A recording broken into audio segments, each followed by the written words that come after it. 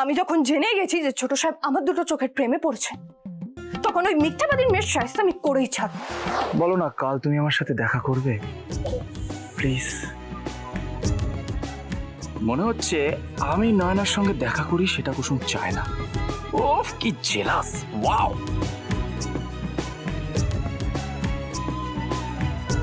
Okay, thank you.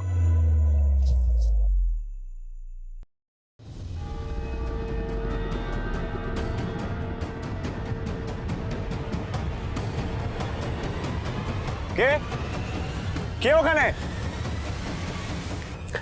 Yes কুসুম, এত বড় দুর্ঘটনা ঘটেছে, আমার মনে হয় কাল আপনার বাড়িতে থেকে বিশ্রাম নেওয়া উচিত। না না, ভাই সামান্য একটা অসুস্থতার জন্য আমি নয়নার সাথে অ্যাপয়েন্টমেন্ট কোনোভাবেই মিস করতে পারবো না। আর তার থেকেও বড় কথা, আমি নয়নাকে যদি একবার দেখি তাহলে আমি সম্পূর্ণ সুস্থ হয়ে যাব।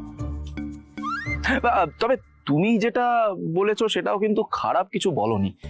একটা কাজ করি বুঝলে, তুমিও আমার সাথে চলো। কি? আমি যাব আপনার সঙ্গে, তো আবার ওই মেয়েটার সাথে দেখা করতে? হ্যাঁ। কোনোদিনও না। আরে না না, কেন? দেখো, প্রথমত তুমি যদি আমার সাথে থাকো তাহলে আমার কিচ্ছু হবে না। আর দ্বিতীয়ত, তোমার দেবীমা এমনিতেই আমার জন্য মেয়ে খোঁজার দায়িত্ব তোমার উপর দিয়েছে। তুমি একবার চলো, গিয়ে নয়নাকে দেখো, তারপর এসে মাকে বলে দেবে যে সে আমার যোগ্য কিনা। মিথ্যে কথা যারা বলে তারা আপনার যোগ্য হতেই পারে না, কিন্তু তবু আমি যাবো ওই মেয়েটাকে দেখতে। আমাকে জানতে হবে সে লোগোর চোখের মিথ্যেটা বলে কেন আপনার কাছাকাছি আসতে চাইছে।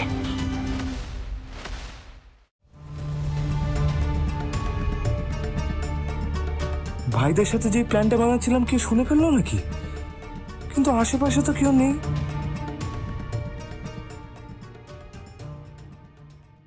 মনে হয় না আমাদের কথা কেউ শুনেছে।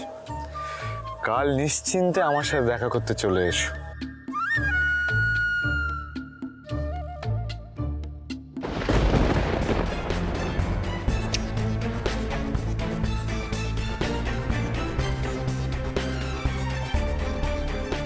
আমিও তোমাকে ডুবে ডুবে জল খেতে দেবো না ঈশা। আমিও দেখতে চাই তুমি আমাকে চিট করে কালকে তুমি কার সাথে দেখা করতে চাও।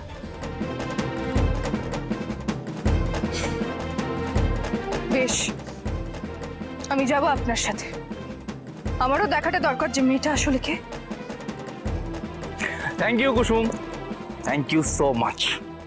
কাল একবার নয়নার সাথে আমার দেখা হওয়ার পর আমি কাল মাকে এসে বিয়ের কথাটা বলেই দেব। তুমি শুধু আমাকে একটু সাপোর্ট দিও। আমি না আর নয়নার থেকে দূরে সরে কিছুতেই থাকতে পারছি না। এনিওয়ে, চলো এবার যাই। Good night. আমার রাতে ঘুম কেড়ে আমাকেই জানাচ্ছেন গুড নাইট। গুড নাইট তো আপনার আর ওই নয়নার।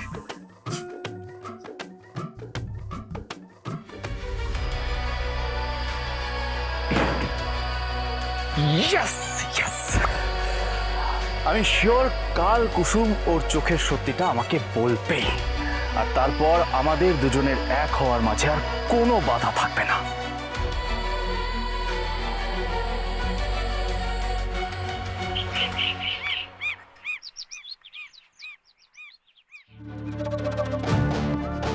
ছোট সাহেব, ছোট সাহেব, ছোট সাহেব।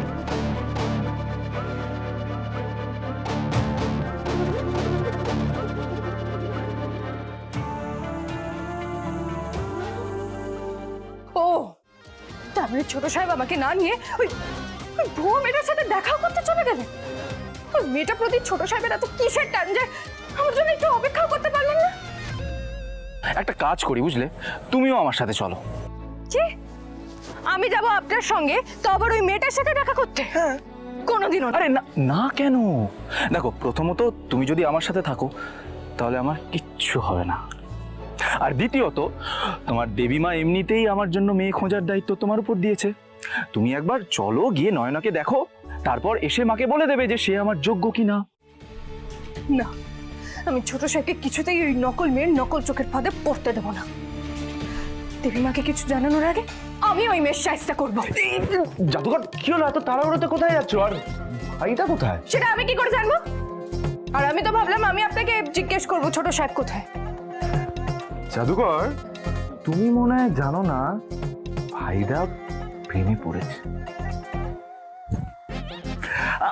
ভাইদা সেই স্বপ্নের মেয়ের সাথেই দেখা করতে গেছে। ওই আমাদের যে কোম্পানির লোগোতে যার চোখ, সেই মেয়েটাই ভাইদার আসল ভালোবাসা। দেখো কাণ্ড, ঈশান সাহেব এই বললেন উনি কিচ্ছু জানেন না, আর এখন নিজের দাদার সমস্ত কীর্তিকলাপ আমাকে শোনাচ্ছে। জাদুকর, আমার না খুব এক্সাইটেড লাগছে, জানো তো, আমি বলে বোঝাতে পারবো না। সত্যিকারের ভালোবাসা কজন পায় বলতো? সত্যিকারের ভালোবাসা আমরা কি করে জানবো যে ওই মেয়েটা সত্যি কথা বলছে কিনা? আর লোকের চোখ যে ওরই, তার কোনো প্রমাণ আছে আপনাদের কাছে? আপনারা নিশ্চিত তো যে ছোট সাহেবকে ওই মেয়েটা ঠকাচ্ছে না, ছোট সাহেবকে ওই মেয়েটা ফাঁসাচ্ছে না? ঈশান সাহেব, আপনারা প্রমাণ ছাড়া যাকে তাকে বিশ্বাস করতে পারেন, কিন্তু আমি সেটা করি না। আমি আবারও বলছি যে ছোট সাহেবের একদম উচিত হয়নি ওই মেয়েটার সাথে একা দেখা করতে যাওয়া। ছোট সাহেব যদি ভুল করে ওই মেয়েটার ফাঁদে পা দিয়ে দেয় না, তাহলে ওনার জীবনটাই বরবাদ হয়ে যাবে। আমি বলে রাখলাম আপনাকে। বাপ রে বাপ, জাদুকর তো রেগে ফায়ার হয়ে আছে। এই সময় ভাইদার সাথে কথা বলাটা একদম ঠিক হবে না। ভাইদা হয়তো ধমক খেয়ে আমাদের আসল প্ল্যানটা বলে দিল। না না না না না, সেই রিস্ক নেওয়া যাবে না। তার চেয়ে বরং এখান থেকে কেটে পড়া যাক। হ্যাঁ, মানুষের ভালো বলে কি সবাই ওই মানুষটাকে ঠকাবে? ওই মেয়েটা ভেবেছেটা কি? হ্যাঁ, আমি ওই মিথ্যাবাদীর মেয়ের এমন অবস্থা করবো না যাতে ওই মেয়েটা কোনোদিনও কাউকে মিথ্যা কথা বলার সাহস না পায়। আর ঈশান সাহেব, আপনি জাদুকর জাদুকর, এই একটা ইম্পর্টেন্ট কল এসছে, আমাকে অ্যাটেন্ড করতেই হবে। হ্যাঁ, এই হ্যালো, হ্যাঁ, ইয়েস, ঈশান স্পিকিং, ইয়েস। আমি যখন জেনে গেছি যে ছোট সাহেব আমার দুটো চোখের প্রেমে পড়ছে, তখন ওই মিথ্যাবাদীর মেয়ের শাস্তি আমি করেই ছাড়বো। ঈশান সাহেব পালিয়ে গেছেন, তাতে কি হয়েছে?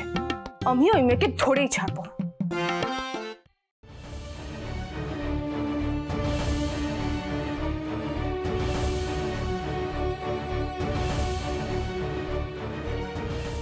তাহলে এখানে এসে লুকিয়ে লুকিয়ে কথা বলছো?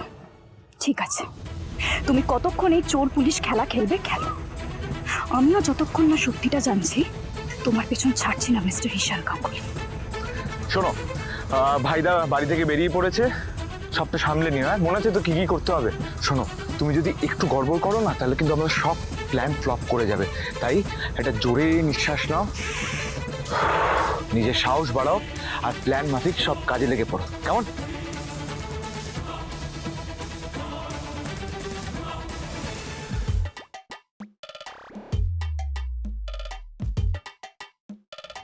আরে হ্যাঁ হ্যাঁ, চিন্তা করো না, আমি আছি তো। কেউ সন্দেহ করবে না, চিন্তা নেই।